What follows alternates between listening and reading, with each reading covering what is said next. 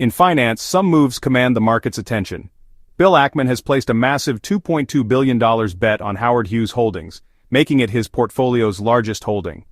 Ackman sees something Wall Street is missing: long-term vision with monumental implications. He views Howard Hughes as an undervalued cash-generating machine. Pershing Square injected $900 million, buying shares at a 48% premium. Ackman has returned as executive chairman, ready to reshape the company. He's putting his capital and credibility on the line. Howard Hughes has the potential to become something much bigger. So, what exactly is Howard Hughes Holdings? At its core, Howard Hughes is a real estate company with a unique focus on developing and managing master-planned communities. They are large-scale, fully integrated towns and cities built from the ground up. The company owns vast tracts of land in prime locations, including Houston, Las Vegas, Maryland, and Phoenix. This creates a self-reinforcing ecosystem where growth in one area fuels growth in others. The true value proposition of Howard Hughes lies in this master-planned community model. However, according to Ackman and the company's own management, the market fails to recognize the full value of these long-term assets. This perceived disconnect between intrinsic value and market price is the crux of Ackman's thesis. The central question is whether Ackman's vision can unlock the billions in value he believes are hiding in plain sight. Bill Ackman aims to transform Howard Hughes Holdings into a modern Berkshire Hathaway. Berkshire Hathaway grew by using a specific strategy. Ackman intends to follow this playbook. A cornerstone is acquiring or creating an insurance business. For Buffett, insurance was the secret sauce, providing capital to acquire businesses. Ackman plans to replicate this within Howard Hughes. He aims to solve Howard Hughes's biggest challenge, its high cost of capital. This would allow Howard Hughes to evolve into a diversified holding company. Executing this playbook presents challenges. There is skepticism about scaling into a diversified giant. This is the ultimate test. Bill Ackman's relationship with Howard Hughes Holdings spans over a decade. His recent actions represent a dramatic escalation, shifting from shareholder to architect. Pershing Square injected another $900 million, increasing its stake to nearly 47%. Ackman reclaimed the executive chairman role, signaling his intent to personally pilot the company. He is embedding himself at the center of the company's strategic decision-making process, wielding significant voting power. This control is essential for executing an ambitious plan. By taking the helm, Ackman ensures the company is managed according to his patient, value-oriented philosophy. Buying in at a premium was a calculated statement. Ackman deliberately paid a high price to send a message about his conviction. Ackman's return as executive chairman aligns his legacy with the fate of Howard Hughes Holdings. It has become Ackman's primary vehicle for what he hopes will be his magnum opus. Bill Ackman's vision for Howard Hughes borrows from Warren Buffett's playbook, acquiring an insurance business. To understand why, you need to understand float. Insurance companies collect premiums today for claims they might pay out years later. This capital, the float, can be invested. For Buffett, float was rocket fuel, a low-cost source of long-term capital. Howard Hughes' core business is capital-intensive. Integrating insurance solves this. Access to cheap and reliable funding improves real estate economics. The insurance subsidiary becomes the financial engine.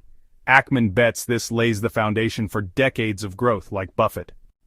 Ackman's plan envisions a synergy between an insurer and Howard Hughes's real estate assets, creating a self-reinforcing financial flywheel.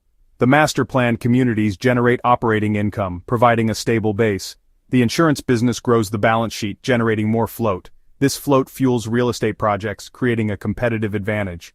This integrated system creates a compounding effect, strengthening both businesses. Ackman aims to replicate Berkshire Hathaway's success by combining real estate with insurance float. This structure provides flexibility, allowing capital allocation where it yields the most value. The goal is to transform Howard Hughes into a platform defined by intelligent capital allocation. Bill Ackman's ambition extends far beyond just adding an insurance arm to a real estate company. His ultimate vision is to forge Howard Hughes into a modern 21st century version of the diversified conglomerate model that Berkshire Hathaway perfected. He sees a future where the company becomes a holding company that owns a collection of high-quality businesses, cash-generative businesses, operating in completely different sectors. The real estate and insurance operations are merely the foundation, the solid bedrock upon which a much larger and more diverse empire will be built. This is a radical reimagining of what Howard Hughes is and what it can become. The conglomerate model has fallen out of favor on Wall Street in recent decades. The prevailing wisdom has been that focused, pure-play companies are more efficient and easier for analysts to value, while conglomerates often trade at a discount due to perceived complexity and lack of synergy. Ackman is making a contrarian bet that this model, when executed with discipline, remains superior.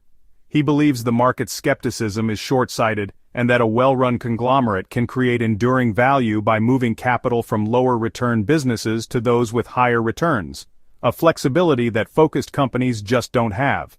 The challenge is that building a successful conglomerate in today's market is exponentially harder than it was in Buffett's early days. Private equity firms and corporate acquirers with deep pockets are all hunting for the same high-quality businesses, driving up prices and compressing potential returns.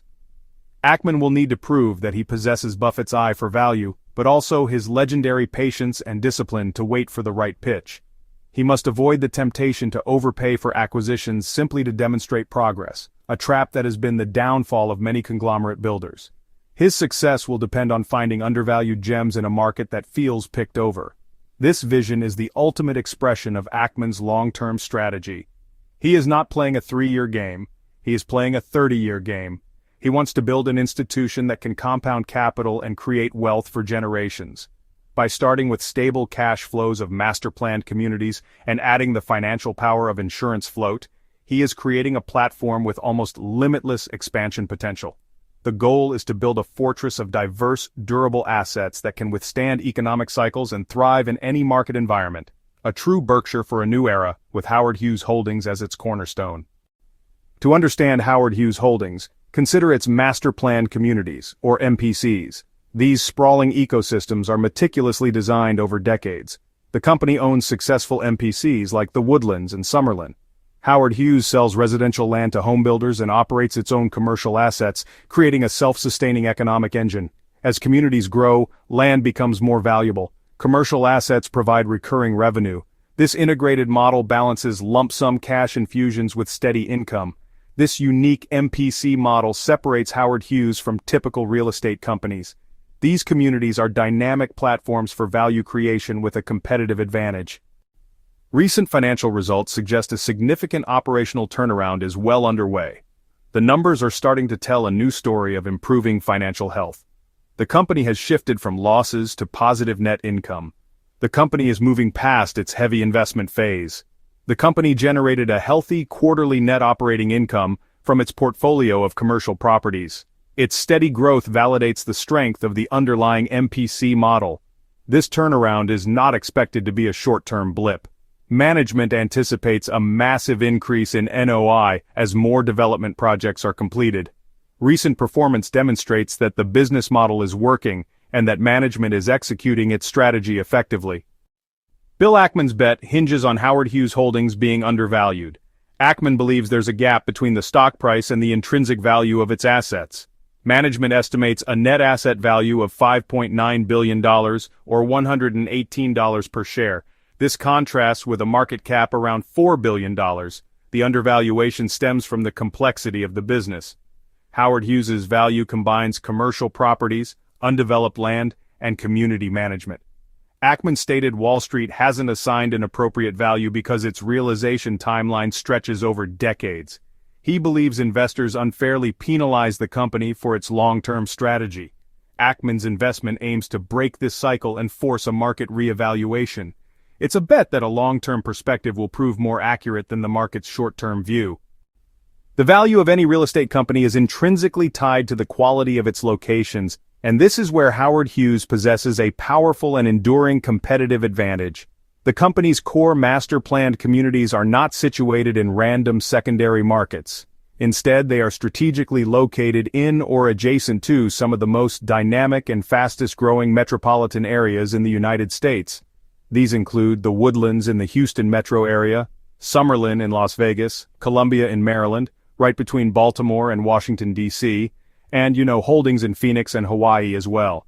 These are regions characterized by strong population growth, robust job markets, and a high quality of life, creating sustained demand for new housing and commercial space. This prime geographic positioning acts as a powerful tailwind for the business. As cities like Houston and Las Vegas continue to expand, the demand for well-planned, amenity-rich living environments naturally increases. Howard Hughes is perfectly positioned to capture this demographic shift. Unlike a developer who has to find new parcels of land for each project, Howard Hughes already owns vast entitled tracts in these high-growth corridors. This means the company can benefit from decades of future growth without having to constantly compete for new land acquisitions in increasingly expensive markets. It owns the future footprint of these thriving cities. The nature of these locations also provides a degree of economic diversification. While all real estate is sensitive to macroeconomic cycles, the specific economic drivers of Las Vegas, tourism and entertainment, Houston, energy and healthcare, and the Baltimore-D.C. corridor, government and technology, are distinct. This diversity helps to insulate the company's overall portfolio from a downturn in any single regional economy. Furthermore, the scale of these communities creates its own microeconomy. The presence of major corporate headquarters, top-tier schools, and extensive retail and recreational amenities within the master-planned communities makes them desirable destinations in both good times and bad, adding a layer of resilience to their value. Ultimately, this geographic advantage is a critical and perhaps underappreciated part of the undervaluation thesis. The market may see a real estate developer, but Ackman sees a company that owns irreplaceable real estate in the path of progress. He's not just betting on the company's business model, he is making a long-term bet on the continued growth and prosperity of some of America's most important economic hubs. This strategic positioning provides a fundamental margin of safety and a clear runway for growth that underpins the entire investment, ensuring that even as market sentiment fluctuates, the intrinsic value of the company's well-located land and assets continues to compound over time. To grasp the risks and rewards of Bill Ackman's endeavor with Howard Hughes Holdings, we must look at his past. His career is a story of successes and failures, making him polarizing. He is a high-conviction activist who takes large positions and campaigns for change. This has led to wins like Canadian Pacific Railway and Burger King with Tim Hortons. But for every victory, there is a defeat, like Valeant Pharmaceuticals and Herbalife. Ackman possesses vision, but he is not infallible. His style is high risk, high reward. Investors must remember that they are backing a manager whose past is defined by both home runs and strikeouts. The outcome for Howard Hughes will likely be one or the other. Bill Ackman's track record as chairman of Howard Hughes Holdings offers a revealing case study. The plan to redevelop New York City's South Street Seaport was envisioned as a crown jewel. The vision was compelling, but faced opposition from community groups, preservationists, and politicians. The Seaport project became a political lightning rod, mired in controversy. Howard Hughes burned through an estimated $1 billion with little to show. It stands as a stark example of what can happen when a bold vision collides with the harsh realities of complex urban development. The Seaport saga is a powerful reminder that even with a brilliant thesis and ample capital, execution is paramount. As Ackman once again takes the helm, investors will be watching closely to see if the lessons from this billion-dollar misstep have been learned. Looking beyond the singular disaster of the South Street Seaport, Bill Ackman's first tenure as chairman of Howard Hughes, from its spin-off in 2010 until 2024, produced a decidedly mixed bag of results. On one hand, he deserves significant credit for recognizing the latent potential within the collection of real estate assets that were spun out of general growth properties. He saw the immense value in the master-planned communities long before the market did and helped steer the company's initial strategy to focus on developing these core holdings. During his chairmanship, the company made significant progress in maturing its MPCs, which really laid the groundwork for the current turnaround story. Under his watch, the company's foundational assets performed admirably. As previously noted, land values in the Woodlands and Summerlin appreciated dramatically, proving the core thesis of the MPC model. This growth in underlying asset value was real and substantial. However, the company's stock performance during much of this period did not fully reflect this growth. The share price often languished, struggling to gain traction, and consistently trading at a discount to the management's own estimate of net asset value. This persistent disconnect suggests that while value was being created at the asset level, the market remained skeptical of the overall corporate strategy and its execution. The Seaport project was the most glaring issue, but other strategic decisions also drew scrutiny. The company's capital allocation was often complex and difficult for outside investors to follow, contributing to the narrative that the company was undervalued because it was misunderstood. The combination of slow-burn MPC development, the massive cash drain of the seaport, and a corporate structure that lacked clear focus created a challenging story for Wall Street to embrace. Consequently, despite the success of its core MPCs, the overall shareholder experience during Ackman's first term was often one of frustration, waiting for the immense potential he spoke of to finally translate into a higher stock price. This history sets the stage for a critical question. What will be different this time? Ackman is returning to lead a company whose core assets he helped nurture, but also one whose past strategic stumbles occurred under his leadership. His return is an implicit acknowledgement that the previous approach was incomplete or flawed. He now has a new playbook, the Berkshire model, and a much higher level of control to implement it. His second act as chairman will be judged not just on his ability to grow the value of the assets, but on his ability to finally close the gap between that intrinsic value and the public market's perception of the company. A true test for any leader is whether they learn from failures. Bill Ackman's return to Howard Hughes Holdings is a chance to show lessons have been learned. The Seaport saga offers a lesson in the dangers of straying from core competencies. The most crucial lesson is disciplined capital allocation. Money spent on the Seaport could have accelerated development in the Woodlands or Summerlin. Ackman must prove he can be a ruthlessly rational allocator, avoiding ego-driven projects. Another key takeaway is the need for a clear narrative for investors. Ultimately, Ackman's legacy will be defined by his ability to translate past stumbles into future strengths. He has all the tools he needs to succeed. The past is the blueprint for the future. Bill Ackman's bold move hasn't won over Wall Street. Instead of applause, analysts have responded with skepticism. J.P. Morgan, for example, downgraded Howard Hughes from overweight to neutral, signaling doubts about near-term upside. Technical indicators have also turned bearish, with a strong sell consensus flashing across data providers. This disconnect between Ackman's long-term vision and the market's short-term caution is stark. Until Ackman delivers concrete results, like acquiring an insurer or showing real growth, analysts remain unconvinced. The market's wall of worry is real, and Ackman must climb it with proof, not just promises. The numbers tell a tough story. Howard Hughes stock has lagged the S&P 500 by over 12% in the past 6 months. It's trading below its 200-day moving average, a classic sign of a downtrend. Even optimistic analysts set price targets well below management's own estimates, reflecting only cautious hope. The consensus, the market doubts Ackman's plan will deliver quick wins. For the stock to break out, it needs more than vision. It needs consistent, impressive results. Until then, skepticism rules. Is Howard Hughes a hidden gem or dangerously overvalued? The debate is fierce. Morningstar claims the stock trades at a 247% premium to fair value, clashing with Ackman's bullish thesis. Valuation models diverge wildly depending on assumptions about risk, growth, and execution. Investors must trust Ackman's vision, or heed the caution of conservative models. The wide gap in opinions makes Howard Hughes a high-stakes, high-conviction bet. It's not a simple value play, it's a leap of faith. The biggest challenge isn't valuation, it's execution. Ackman wants to build a modern Berkshire, but today's market is far tougher than Buffett's era. Acquiring an insurance company is expensive and complex, especially with Howard Hughes's high cost of capital. Even with float, finding great deals is harder than ever, with fierce competition everywhere. The market doubts Ackman can pull off this transformation without stumbling. Success depends on navigating regulatory hurdles, fierce rivals, and financial risks. Until Ackman proves he can execute, skepticism will linger. Ackman knows real estate inside out. Howard Hughes is firmly in his circle of competence. But insurance is a different beast, requiring deep operational expertise Ackman lacks. Buffett mastered insurance before using it as a growth engine. Ackman is treating it as a financial tool.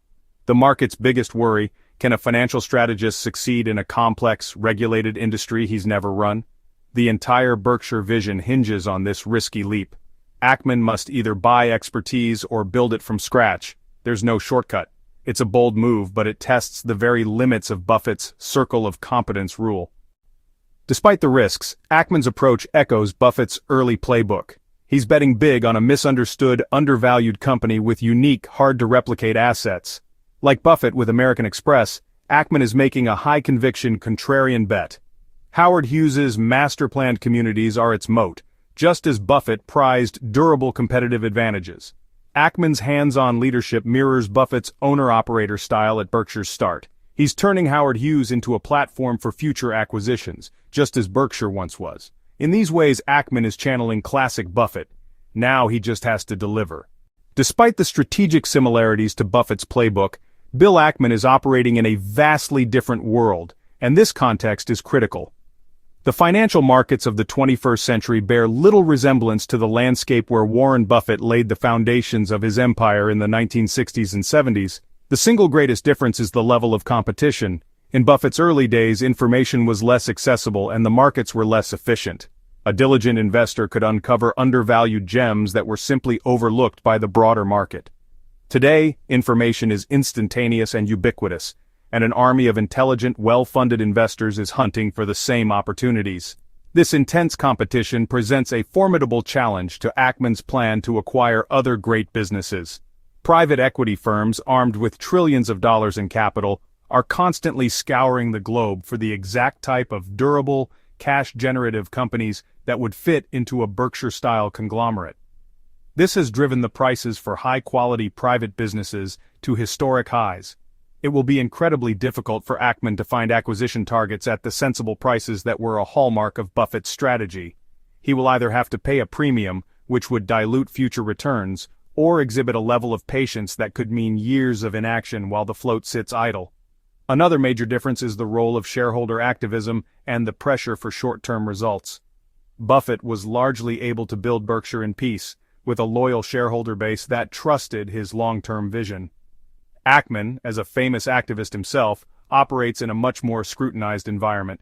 If Howard Hughes's stock languishes for years while he attempts to execute his multi-decade plan, he could find himself the target of other activists, demanding a sale of the company or a breakup of its assets. The very tactics he has used against others could one day be used against him, creating pressure to abandon the long-term plan for a quick payoff. Finally, the scale is different. Buffett started with a very small capital base, allowing him to make nimble investments in smaller companies where a single great idea could have a monumental impact on his performance. Ackman is starting with a multi-billion-dollar company. Finding opportunities large enough to meaningfully move the needle for a company of this size is inherently more difficult. The universe of potential acquisitions is smaller, and the deals are more complex. While the principles of the Buffett playbook are timeless, applying them in today's fiercely competitive, short-term oriented, and scaled-up market is a fundamentally greater challenge than the one Buffett faced. Bill Ackman's $2.2 billion investment in Howard Hughes Holdings is a high-stakes drama unfolding in the modern financial world. On one side we have a visionary investor with a history of wins and losses, putting his reputation on the line. He sees a profoundly undervalued company, Warren Buffett. On the other side stands a wall of skepticism. The market remains unconvinced. This is the central conflict, a battle between long-term vision and near-term skepticism. It is a bet on Bill Ackman himself. This is the non-negotiable first step. Ultimately, the Howard Hughes saga is a bet on patience and conviction over short-term market noise. Participating in the creation of a modern-day Berkshire Hathaway is undeniably immense. However, the risks are equally substantial.